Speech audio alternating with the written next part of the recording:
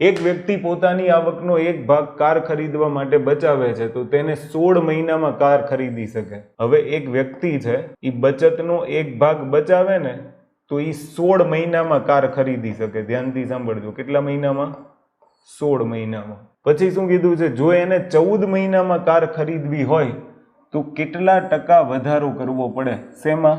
બચતમાં. હવે માની લો કે એક વ્યક્તિ છે એ 16 મહિનાની અંદર કાર ખરીદી શકે જેટલી એની બચત છે ને એમાંથી. પણ હવે માની લો કે એને 14 મહિનામાં પોતાની કાર ખરીદવી હોય તો એને શું કરવાનું?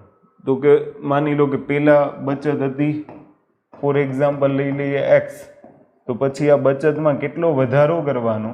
ક્લિયર? કે 14 મહિનામાં કાર ખરીદાઈ જાય. પ્રશ્ન આવો છે.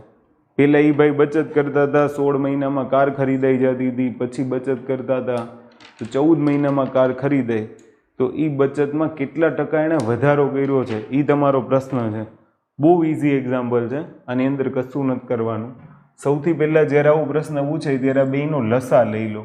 14 અને 16 એનો લસા આવશે 112. ક્લિયર? આને યાદ રાખજો.